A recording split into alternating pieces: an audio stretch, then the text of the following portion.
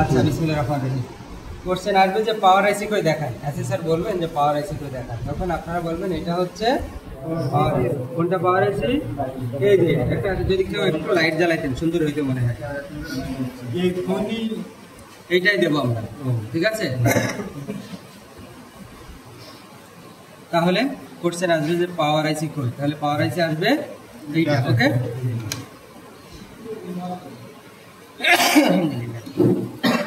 তারপরে বলবে যে ফ্ল্যাশ আইসি কই, এইটার ভিতরে ফ্ল্যাশ আইসি, ঠিক আছে। তারপর যদি বলে যে প্রসেসর কই, এইটার ভিতরেই প্রসেসর। তারপর যদি বলে অডিও আইসি কোথায়, এইটার ভিতরেই অডিও আইসি। এবার যদি বলে নেটওয়ার্ক আইসি কোথায়, নেটওয়ার্ক আইসিটা হচ্ছে এই যে এটা, এটা হচ্ছে নেটওয়ার্ক আইসি, ঠিক আছে। যদি বলে চার্জিং আইসি কই, চার্জিং আইসিটা হচ্ছে এই জায়গাটায় ছোট 6টা পিন আছে, এই যে এইটা হচ্ছে চার্জিং আইসি, যার পাশে আছে যে নাম্বারিং রেজিস্টার আছে, যে R22 আর দিয়ে বিভিন্ন কিছু লেখা থাকে, যেখানে রেজিস্টার থাকে তার পাশেটাই হচ্ছে 6 পা বা 8 পা বিশিষ্ট আইসিটাই হচ্ছে চার্জিং আইসি, ঠিক আছে, বুঝা গেছে। আচ্ছা, তাহলে চার্জিং আইসিও চিনলাম। এবার যদি বলা হয় রিসিভার কই, রিসিভার মানে যেটা আমরা কানে কথা শুনি এটাকে বলা হয় রিসিভার। তাহলে কানের স্পিকারটা হচ্ছে রিসিভার, তাহলে এখানে শুধুমাত্র একটা স্পিকার ব্যবহার করা হয়েছে, তাহলে বলতে হবে স্যার এটার ভিতরে রিসিভার, ওকে। এবার যদি বলে হয় স্পিকার কোথায়, তাহলে স্যার এটা হচ্ছে স্পিকার, যেহেতু একটা স্পিকার ব্যবহার করা হয়েছে। যদি বলে ভাইব্রেট মোটর কোথায়, এক্সট্রা যেহেতু ভাইব্রেট মোটর এখানে নাই, তাহলে এর ভিতরে ভাইব্রেট মোটর, ওকে। আর এক্সট্রা যদি থাকে তাহলে এক্সট্রা দেখাবেন, ওকে। আচ্ছা, এবার যদি বলে যে এন্টিনা পয়েন্ট কোথায়, এন্টিনা পয়েন্ট হচ্ছে এই যে এইটা জিএসএম, ঠিক আছে। এর পাশে আছে জিএসএম লেখা থাকে, কি লেখা থাকে, জিএসএম লেখা থাকে, ঠিক আছে।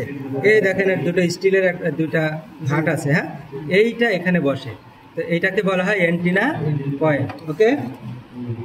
এরপর যদি বলা হয় যে আপনার ডিসপ্লে কোথায় দেখান, তাহলে যে এটা ডিসপ্লে, এটা হচ্ছে ডিসপ্লে, ঠিক আছে।